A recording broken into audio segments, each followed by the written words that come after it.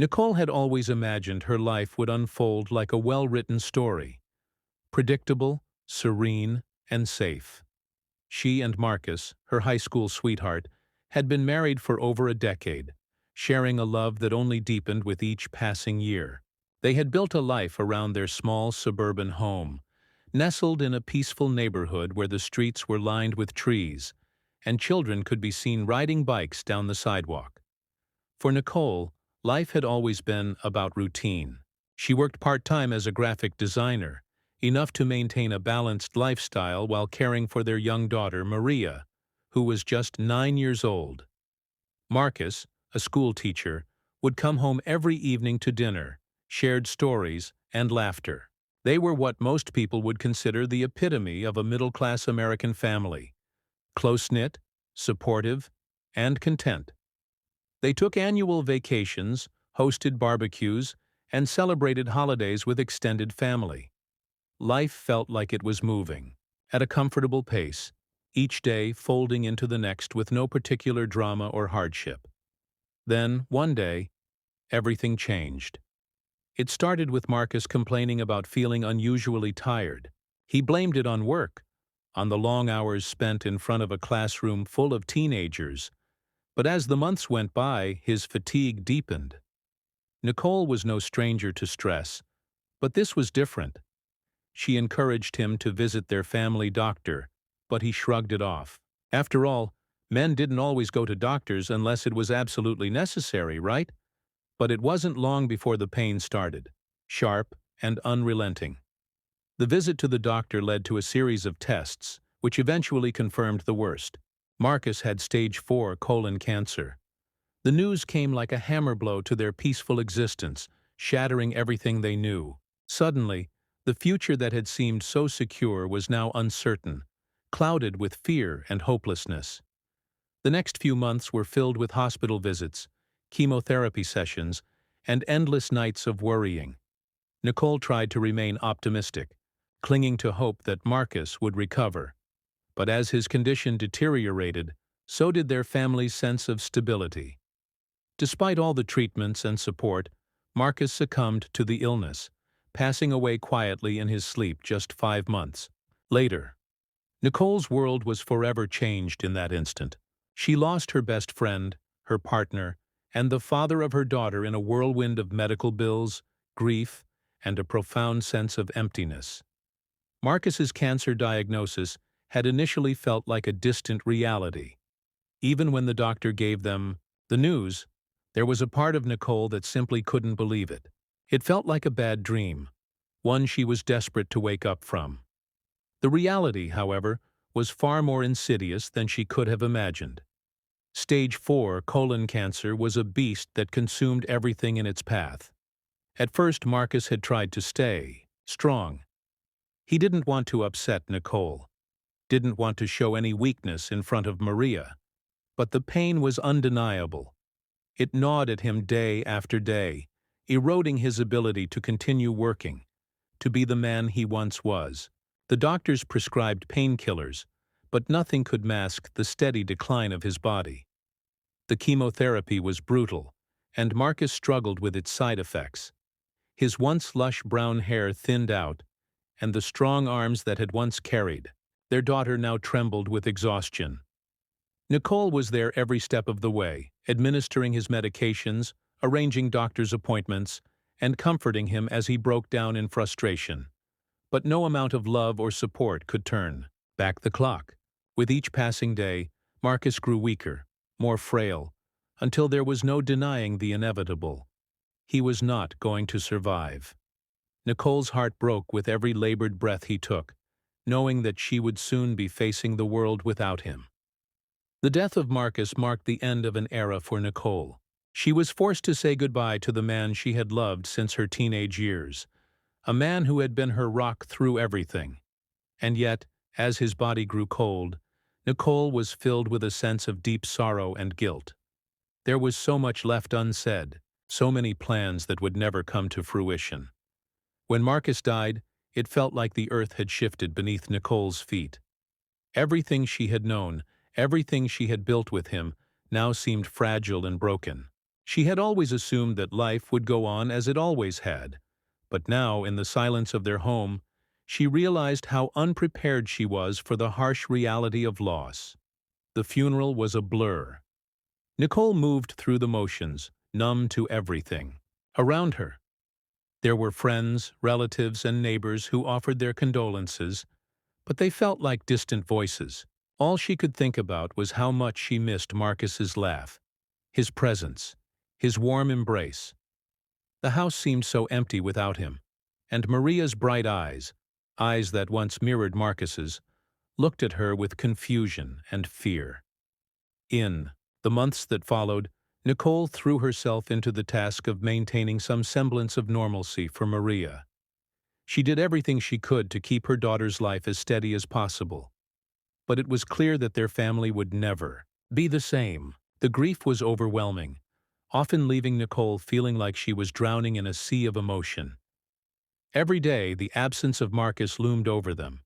Nicole tried to carry on, but there were moments when she broke down in private, away from Maria's questioning eyes. The once vibrant home felt cold and hollow. There were still reminders of Marcus everywhere: the chair he always sat in, the pictures they had taken on their vacations, the books they had read together. Nicole knew she had to find a way to move forward for Maria's sake, but she didn't know how. The grief that followed Marcus's death was a constant companion, and Nicole found herself increasingly unable to cope with the memories that flooded every corner of their old home. The place that had once been a sanctuary now felt like a prison. She was drowning in the past, unable to escape the constant reminders of what she had lost. It was during one of these long, restless nights that Nicole decided to make a drastic change. She knew it was time to leave the house, to start over in a place that could offer some peace. She began researching neighborhoods, looking for a safe, quiet area where she and Maria could find healing away from the ghosts of their past. The gated community seemed like the perfect place. It was far enough away from the hustle and bustle of city life, yet close enough to amenities that it wouldn't feel isolated. The homes were new, the lawns pristine, and there was a strong sense of community that Nicole longed for. She believed that a fresh start in this ideal neighborhood could provide her with the stability and peace she so desperately needed. Despite the high cost of moving, Nicole decided to sell the house. It was a painful decision, but she knew it was the only way she could move forward. Maria was nervous about leaving the only home she had ever known, but Nicole promised her that this would be a new chapter in their lives, one that would allow them to heal. As they packed up their belongings, Nicole tried to focus on the positive aspects of their new life, but deep down, she knew that no matter where they went, they would still carry the weight of their loss with them. But perhaps, just perhaps, this new neighborhood could offer them the peace they needed to start rebuilding their lives. When Nicole and Maria pulled into the driveway of their new home, they were greeted by the sight of a well-maintained lawn, flowers in full bloom, and the quiet hum of suburban life. The neighborhood was everything Nicole had hoped for: calm, secure, and pristine. The houses were large, with wide porches and big windows that allowed the sunlight to stream in. The streets were clean and empty, save for a few children riding bikes and playing in the front yards. At first glance, everything seemed perfect. Nicole felt a glimmer of hope rise in her chest. This was exactly what they needed: a place where they could start fresh, where Maria could make new friends and enjoy a life free from the reminders of their past. The neighbors were welcoming, offering smiles and pleasantries as they passed by. A couple of women from the local book club stopped to introduce themselves, and the local park seemed to offer endless possibilities for Maria's enjoyment. The community had a charm to it, one that suggested warmth and togetherness, something that Nicole had been craving ever since Marcus's death. But there was something else, something she couldn't quite put her finger on. Beneath the smiles and neighborly greetings, there was a sense of control, a pervasive atmosphere that suggested that this community was governed by a certain set of rules.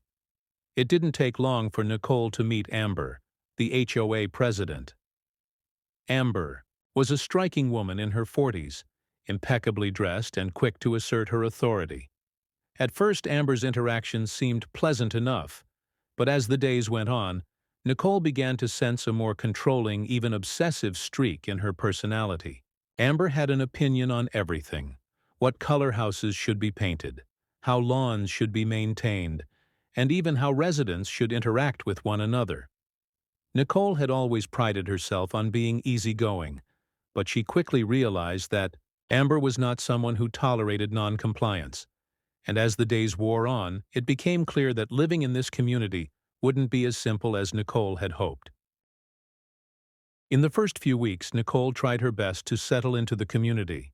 She maintained her lawn, waved at neighbors, and even attended an HOA welcome brunch at the clubhouse. But it didn't take long for Amber, the HOA president, to begin exerting her influence in more intrusive ways. Amber first approached Nicole about a minor violation: a wind chime on the back porch that was too noisy, according to a complaint. Nicole laughed it off and agreed to remove it, thinking it was a one-off issue. It wasn't. Within a few days, Nicole received another notice. This time, it was for her trash cans being left at the curb a few hours past the designated time. Nicole had been helping Maria with homework and had simply forgotten. The fine was $50. It felt excessive, but she paid it. Then came a letter stating that the flowers Nicole had planted along the edge of the sidewalk were non-compliant with HOA aesthetics. They were sunflowers, Maria's favorite, and Nicole had thought they added warmth to the otherwise strict symmetry of the neighborhood. But Amber insisted they be removed, citing a clause in the bylaws about uniform landscaping standards. The tone of Amber's interactions shifted from cordial to cold. Nicole began to feel watched. On more than one occasion, she noticed Amber's car idling at the end of her driveway, as if inspecting the home. Once, while Nicole was bringing groceries in, Amber walked right up the driveway to comment on the improper placement of a recycling bin. Nicole tried to stay polite, not wanting confrontation. She told herself that Amber was just a bit too zealous about her position and that things would calm down. But the hostility only grew. Amber made remarks about Nicole being a single mother. "We like stable households here," she said one morning, smiling tightly. Nicole didn't know whether it was judgment, threat, or both. Maria started to notice the tension. "Why is that lady always watching us?" she asked one evening. Nicole had no good answer. All she knew was that Amber had transformed from an annoying rule enforcer to a looming presence in their lives, one with too much power and no empathy.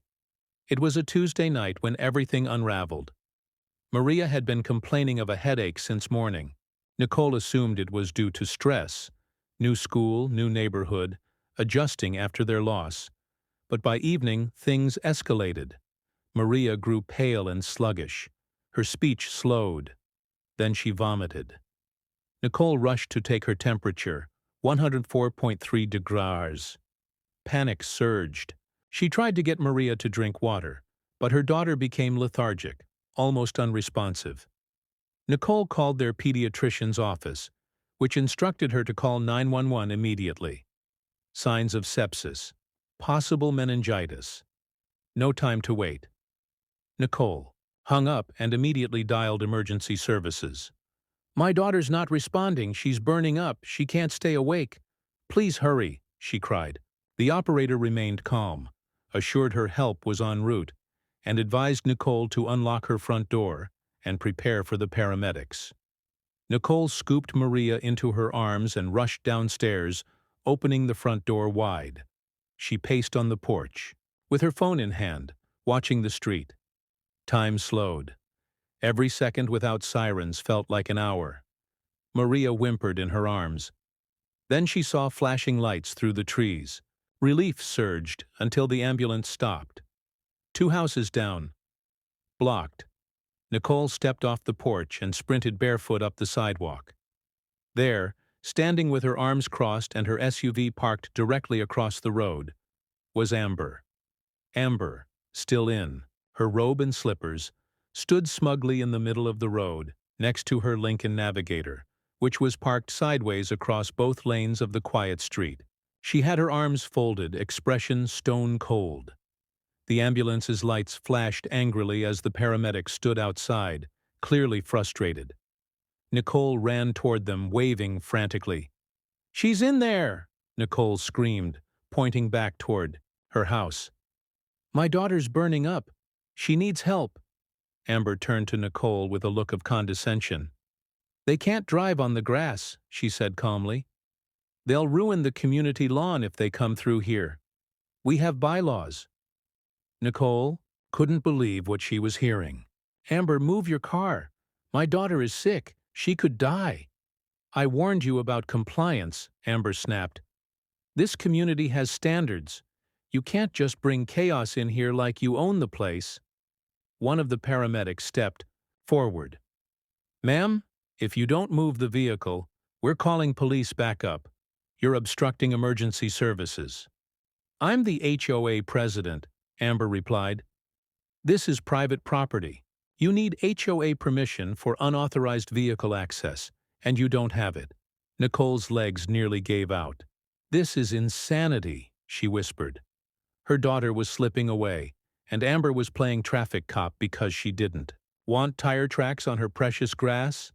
The paramedics, realizing the standoff would take too long, grabbed their equipment and began sprinting on foot toward the house, carrying what they could while calling for another team to approach from the opposite entrance of the neighborhood. Nicole didn't wait.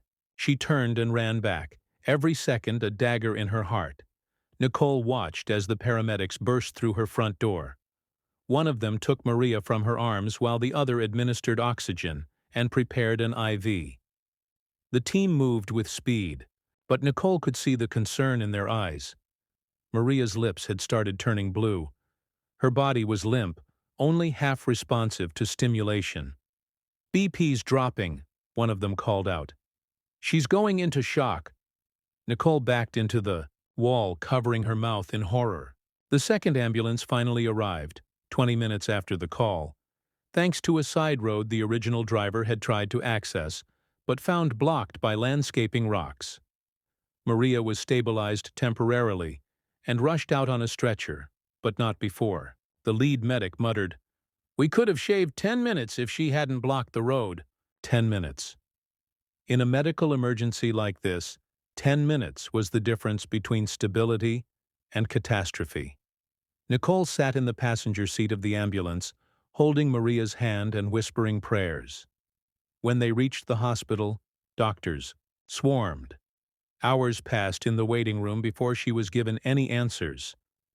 Maria had suffered a severe systemic infection, meningococcal meningitis. Early symptoms had been missed. The delay in EMS access had complicated her prognosis. "She's stable, but her vitals crashed on the way," the doctor said. "We're monitoring for brain swelling. We'll know more in the morning." Nicole broke down in the hallway, knees buckling. She thought of Marcus, of everything they had already lost, and of Amber, blocking a road over grass. By the time Nicole returned home from the hospital the next morning, her entire body ached from exhaustion and fury. Maria was in stable condition but would require days of observation. There was a chance the infection might leave lasting effects. Memory, coordination. Nicole didn't know what to hope for anymore, but when she pulled into the driveway, she wasn't alone. 2 police cruisers sat parked at the corner of the street. An officer was standing near Amber's home, where she was again outside in her robe, arguing. Nicole stepped out and approached one of the officers. "Are you here because of what happened last night?" she asked, voice hoarse. "We're following up on an EMS obstruction call," the officer replied. "The paramedics filed a formal report. Witnesses confirmed your neighbor actively blocked access to a medical emergency. That's a serious offense." Amber's voice shrilled across the lawn. "I was protecting the property. I have every right to enforce HOA guidelines. I'm authorized." "You're not authorized to prevent emergency medical services," the officer replied sternly. "You're not above the law." Amber was given a citation on the spot. An investigation was opened. The footage from the paramedics' body cams was preserved. Several neighbors began to speak up. Whispers of Amber's harassment, her fines, her intimidation. A week later, the HOA board called a special session. Dozens of homeowners showed up. Nicole spoke publicly about what had happened, about the near death of her daughter, about being treated like a criminal for trying to protect her family. Her voice shook, but her words echoed through the room. And for the first time, Amber wasn't the one in control. The clubhouse was packed. Word had spread fast after the ambulance incident, and the community was boiling. Residents who had once remained silent under Amber's rule now shuffled into rows of folding chairs, murmuring with concern and disbelief. HOA board meetings were usually sleepy affairs, with a dozen attendees and Amber dominating the agenda. Not this time. Nicole stood near the front, still in the same jeans and hoodie from the hospital. Her face was drawn, her hands clenched with emotion. She hadn't come to argue. She'd come to speak truth. Amber, flanked by two loyal board members, wore her signature red blazer and a forced smile, but it was clear she was rattled. The police visit, the public shame, and the legal pressure had cracked her once impervious armor. "Before we begin," Amber announced into the microphone, "I'd like to remind everyone that we must remain civil." Nicole stepped forward. "I won't be civil about what you did to my daughter." A hush fell over the crowd. Nicole walked to the center and faced Amber head-on. "You blocked an ambulance from reaching my house. You said grass was more important than my child's life. She was unconscious when the paramedics got there. She almost died. And you stood there and smiled while we begged you to move." Amber's face flushed crimson. "I was following policy." "Your policy," Nicole shouted. "Not the law, not the community's will. Yours. You've been using your position to bully people, fine them, watch them. You tried to punish me for wind chimes and sunflowers. But this went too far." A man from the audience stood. "She did the same to my wife last year when we tried to build a wheelchair ramp," another neighbor called out. "She fined me $200 because my car had a dent." Dozens more voices rose. A storm of frustration erupted. Years of silent compliance boiling over into outrage. The board looked overwhelmed. Amber clutched the podium. Nicole stepped aside and let the community speak for itself. The meeting spiraled into an open forum of grievances. What started as one woman's desperate plea for justice turned into a reckoning. The HOA had become a weapon in Amber's hands, and now, the people she had targeted were finally reclaiming it. The next morning, Nicole sat at her kitchen table, reviewing the paperwork left by the investigating officer. It wasn't just a citation anymore. The county prosecutor had opened a case. Obstruction of emergency services, reckless endangerment, civil liability. The charges were real and serious. A lawyer from a nonprofit organization had reached out to Nicole after hearing her speak at the HOA meeting. They offered to represent her pro bono. "Cases like yours can change how HOAs operate," the attorney had said. "This isn't just about your daughter. It's about everyone Amber has ever tried to control." Nicole hesitated at first. Legal action was exhausting. She still had Maria recovering at the hospital, but the thought of Amber continuing to endanger others without consequence lit a fire in her. She signed the retainer. A civil suit was filed within a week, alleging willful obstruction of emergency responders, emotional distress, and punitive damages. The case was supported by the paramedics' body cam footage, witness testimony, and HOA meeting transcripts. Amber's words, "This is private property. You need HOA permission," were being replayed across social media platforms and local news channels. Amber, once untouchable, now faced the consequences of her obsession with control. Meanwhile, other residents began collecting their own documentation. Letters, fines, emails. A class action suit against the HOA board was being considered. Amber's entire tenure as president was under review. Nicole didn't want vengeance. She wanted change. But as the legal machinery moved forward, she couldn't deny the small pulse of satisfaction that came from knowing Amber would finally be held accountable. Back at the hospital, Maria was slowly improving. The antibiotics were working, and her fever had broken. But the doctors warned that the swelling in her brain had caused some neurological delays. Her speech was slightly slurred. She couldn't remember her schoolteacher's name. Her right hand trembled when she tried to hold a pen. Nicole sat at her bedside every day, reading books aloud and holding her hand. "I saw Daddy," Maria whispered one night, her eyes half closed. "He said it's not time yet." Nicole froze. Her breath caught in her throat. "You saw him?" Maria nodded, tears leaking down her cheeks. "He kissed my forehead and told me to be brave. Like you." Nicole collapsed onto the bed and hugged her daughter, sobbing into her hair. She had held herself together through trauma, confrontation, and legal threats. But in that quiet moment, hearing that her daughter had come that close to crossing over, she let the grief flood through. For days after, Nicole battled guilt. What if I had driven her instead of calling? What if I hadn't moved to this neighborhood? What if I'd fought Amber sooner? Therapists at the hospital reassured her. "You made the right call. This wasn't your fault." But it didn't feel that way. She carried the weight of every second lost. Every moment Amber stood between them and help.